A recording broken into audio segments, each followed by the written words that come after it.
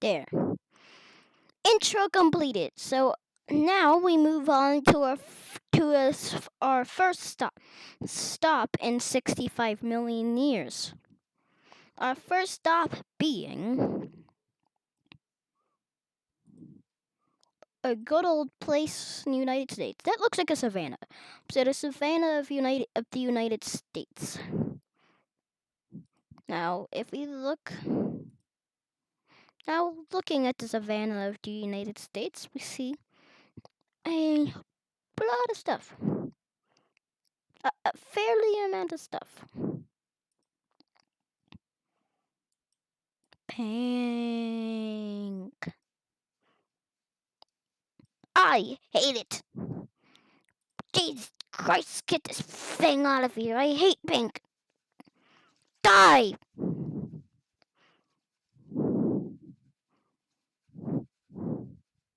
Oh yeah, I can just do this. So the first creature, so as we walk along the savannas of the United States, we meet our first stop. Here we see our good old buddy, the ungulate. Or that's how it seems.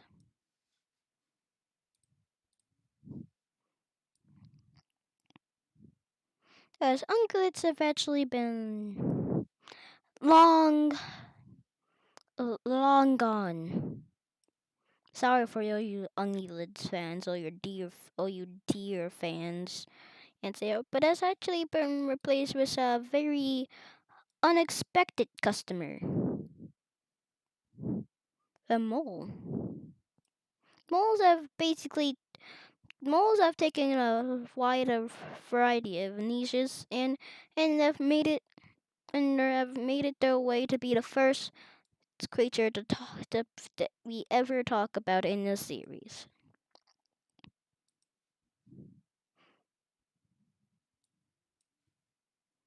He's smiling. Did not do that on purpose. So it's goodbye to little unnamed species smile. Hello to that new happy less happy grin. Now these are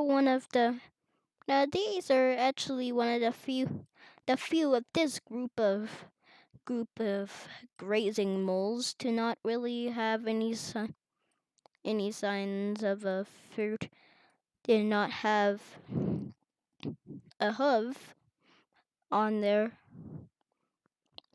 front limb. Instead, they have a single claw that they use to dig up plant tubers when it's the dry season. As dry season takes up a lot of the year.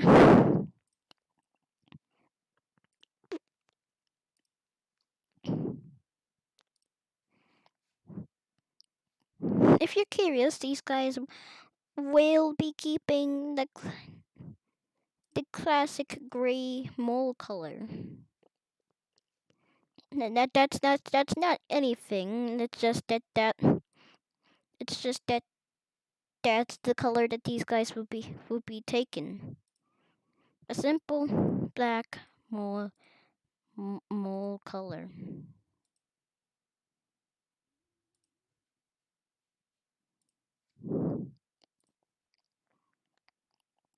Now, despite them, now, dear, you would now if we were basing this creature of deer, you would probably already know how big it gets. Think again. This creature doesn't really typically. This creature doesn't typically get that large. Usually the size of a juvenile deer, but which makes them a perfect food source for predators. It's just color in the background, a savanna color.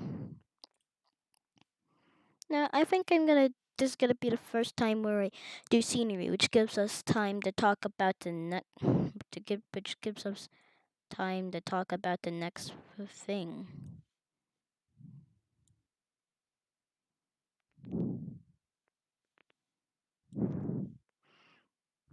Is grass in the savannah usually this color? Jesus Christ, dude. Just just become the color. Seriously. You're joking me. You're joking me. You have to color in all this. All of it. Are you kidding me? All of it? I'm not doing this anymore. I'm about to jump off of a building somewhere. You're joking me. Just color the freaking grass. I literally can't do this anymore.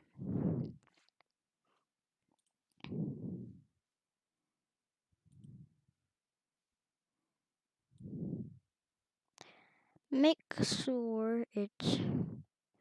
Let's just say this guy is on the top of a very interesting hill. I'm about to go kill myself.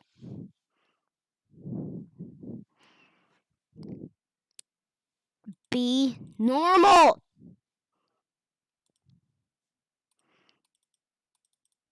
Go back now! Stop! Say, whatever. What, whatever. I don't even feel like naming the creature because this is stupidity. I should not have to do that. That actually fits. Next creature, we discussed that lizards survive. Now let's discuss how they evolve. And this stupid thing better not do it again. It better not.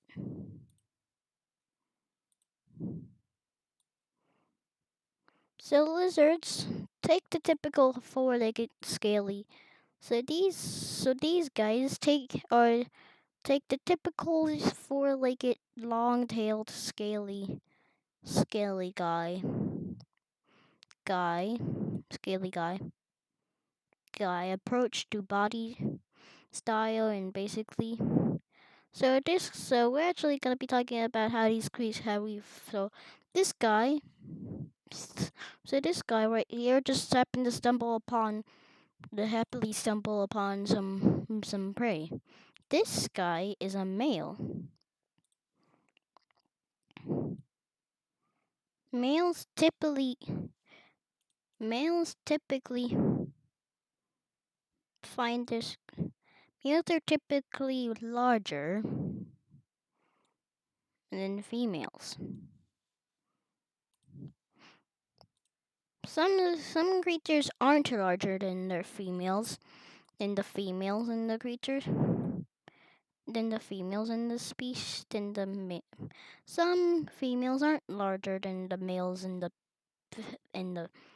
species, but this one just happens to be more of a big male type of type of type of guy.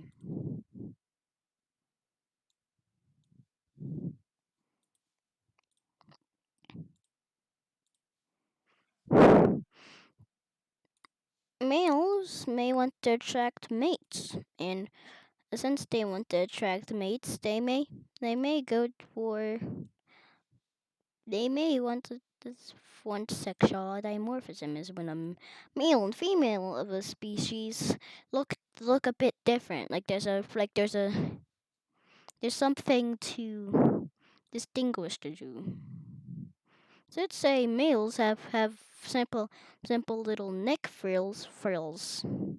Simple little neck frills. I don't feel like drawing the claws.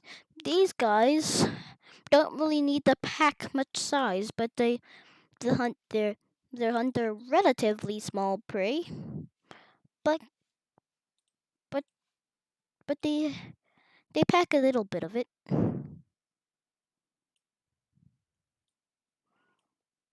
So don't even think about it. I'm not even as I don't think about it. I don't want you to think about it. Thing. Don't think about it. Because if you do think about it, I will go berserk on this computer. Destroy every little last bit of human of computeranity. I'm about to punch this stupid thing. I give up. We're no longer doing the you're no longer doing the background thing because this computer is just simply being annoying and starting to make me regret even doing an episode 2. There we go. You got your little face. We'll just call these guys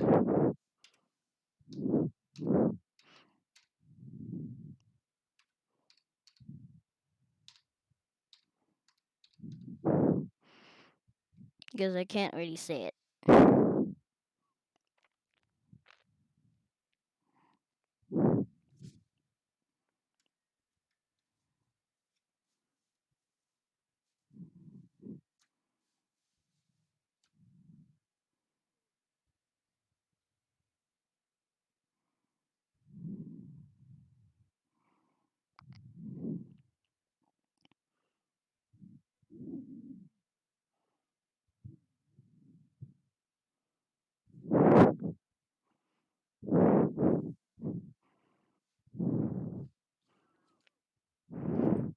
Okay, now that the H lizards are done,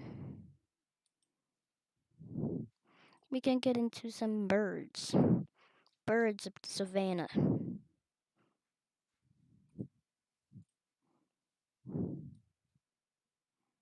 Now these will actually be the guys who you see.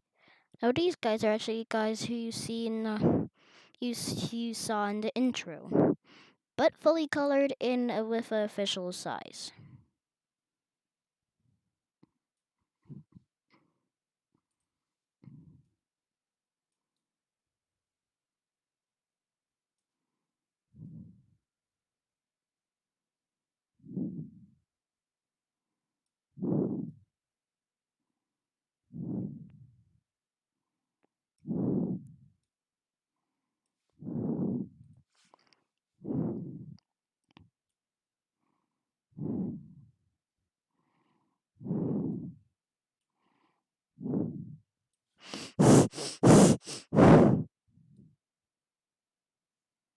I don't know what this thing thinks it is. It freaks out for no reason.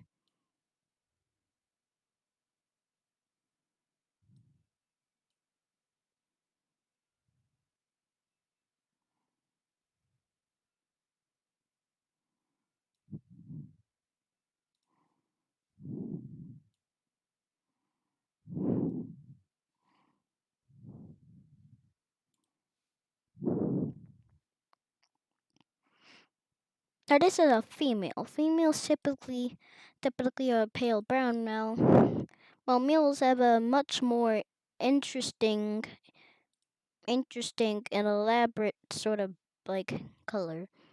Males have colors by random. They their feathers are they basically look like a living walking tie dye shirt with feathers instead of cloth and all that other and wool and all that other stuff you can find on shirts. Now, as you're about to see, these guys are big, unlike some of the other creatures. They're basic. They're basically the descendants of the giant birds from long ago after the dinosaurs been extinct. These guys are actually close to the size of some small hadrosaurs.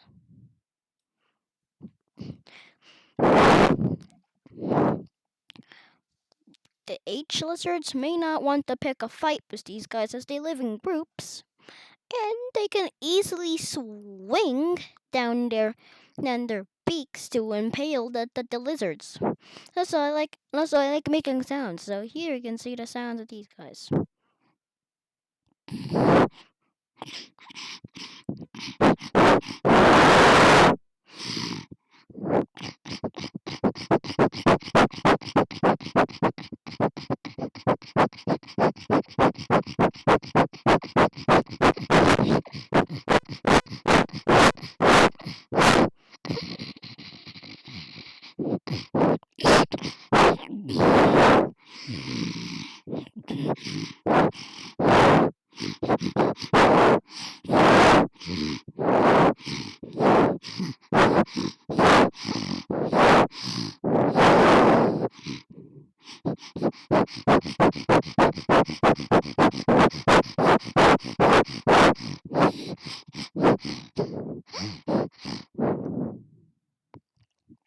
They make these sounds by like vibrating their beaks against each other and by using their cerebrum, is what I believe birds use, and also using like a clicking organ that hits the roof of their mouth and extremely fast to make the parts and the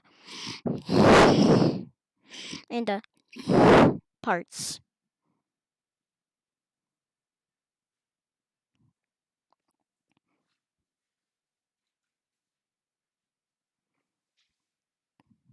So yeah,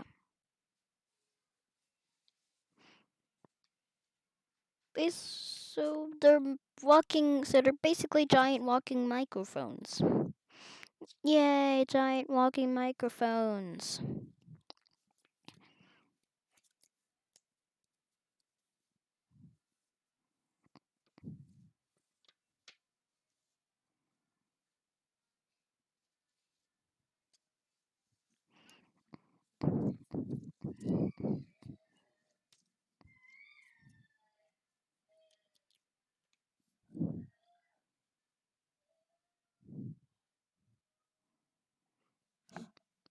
Oh,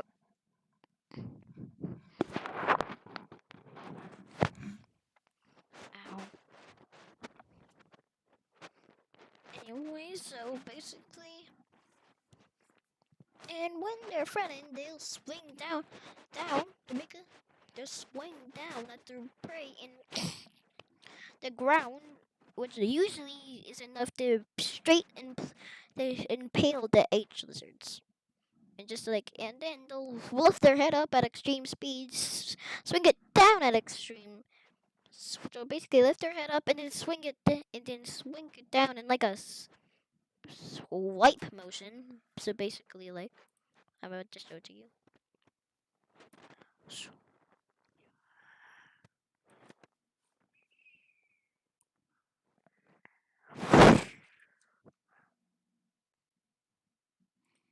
So a motion kind of like this. So like, they go up and then down,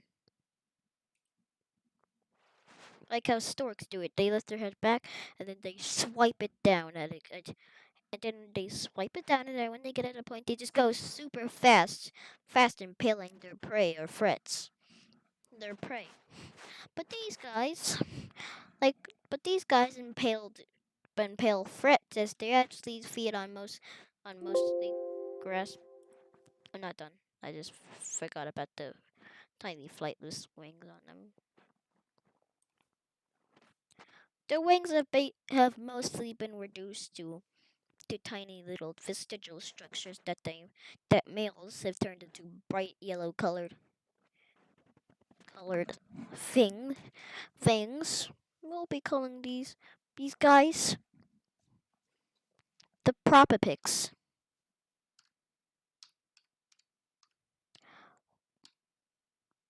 slash Gistantum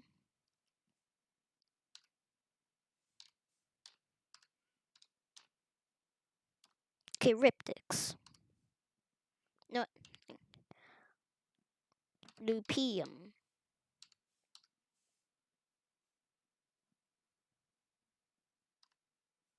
Lupi- Prop the propa the propopix, aka gistum lupium.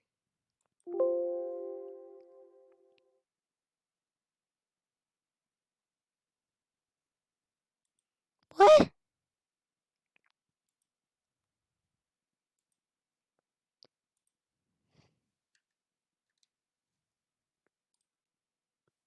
What did I, so I can't use slashes?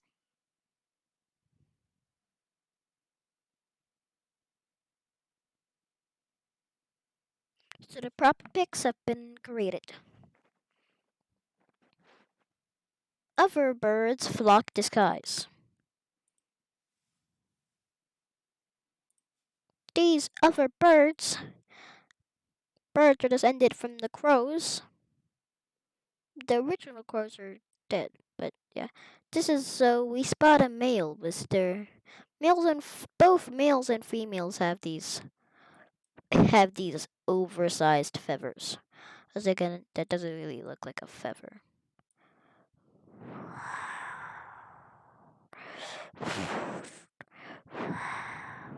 They they they've been nicknamed. They already have a name before you even say it. They're called the phoenix birds. They're called the phoenixes. Well, because they're basically a giant living phoenix. They have big they have big claws, but and besides the immortality, they look like phoenixes, but they're not immortal.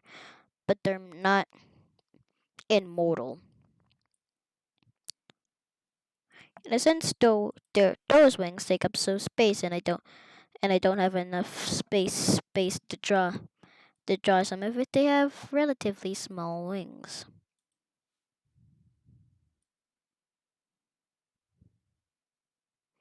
Imagine flying around with that, just glued to your back. They have more tame lifestyles than the proper pigs. They kind of just fly around catch and catch seeds and grass and eat seeds and worms and sometimes small reptiles like lizards and snakes.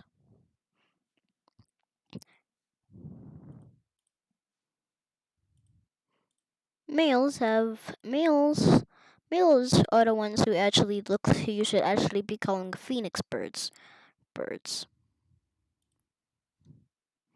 As they have a bunch of bright red colors and stuff.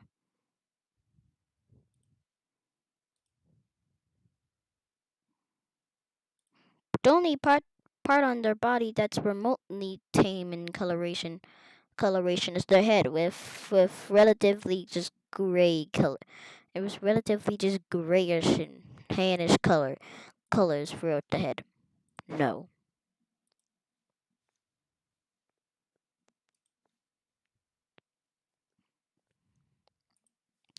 And also they're not that big.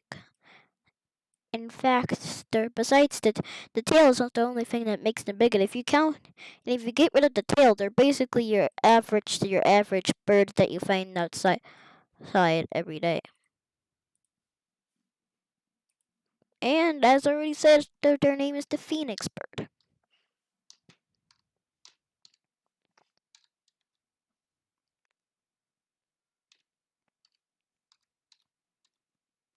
Or Cropty phoenixin.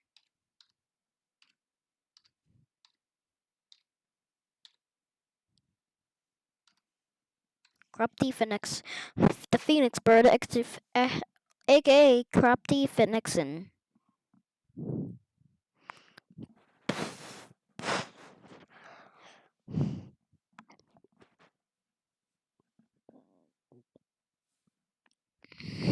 Phoenix birds soar high and get eaten by a creature that we're about to go discuss.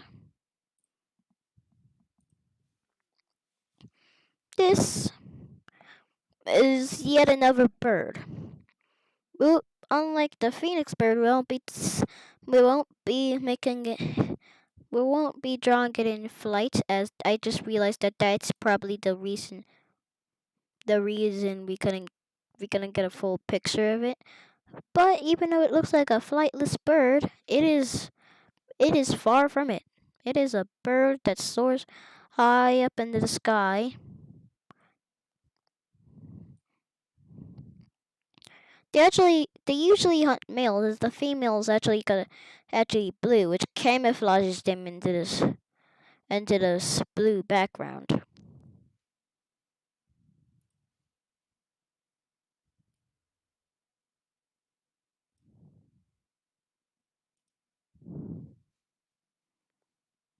These guys actually use camouflage to their advantage, as the phoenix birds need to spot bright colors, and need bright the as bright as phoenix birds need to spot bright colors, as their colors is basically how they communicate.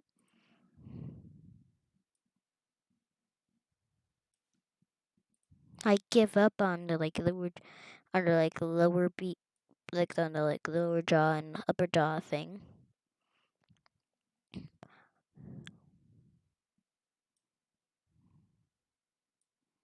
Or I don't. Anyways, they have a lot of beaks that are sharp at the tip, so they can impale phoenix birds, and when they come, they eat the meat. They don't really have much going on for them. That's because to be an effective hunter, you don't want to have a bunch of like huge feathers and huge bright coloration. So they're basically so they have a tiny mohawk, and their bodies completely sealed with gray colors. Even the top mohawk that you would expect to be brightly colored in some shape or way is just a dull gray. The only part of their body that sports some coloration is their beak, and it's literally just tan. They also reach mediocre sizes, but definitely bigger than the phoenix birds.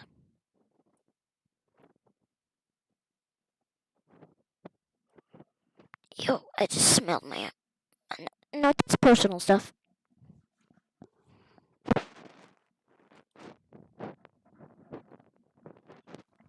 I got these guides, the phoenix slayers. The phoenix,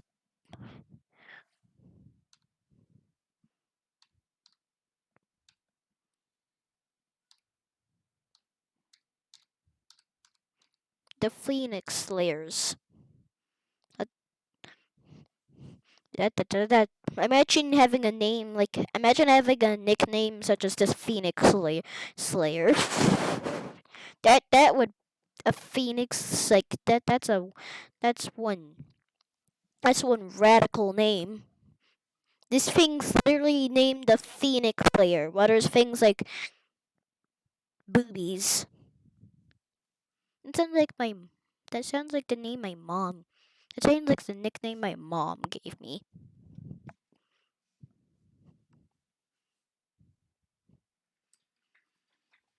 I'm not telling you what the actual name is, nickname it is, but yeah.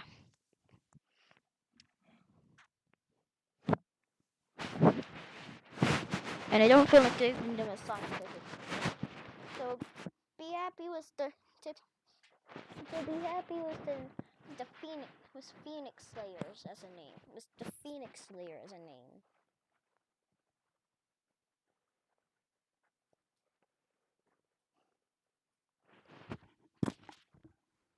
The Phoenix Slayer. Dun dun dun. I've been uploading them here the whole time. But no, whatever. I'm putting them in here.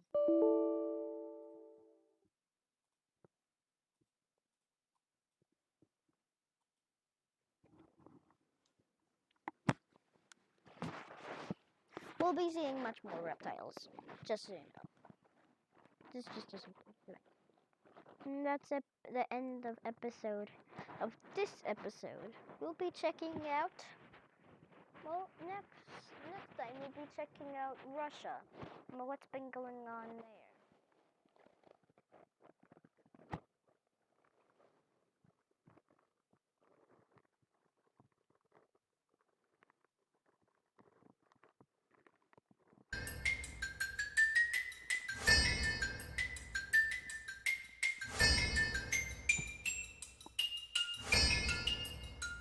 I think that's the end. Yeah.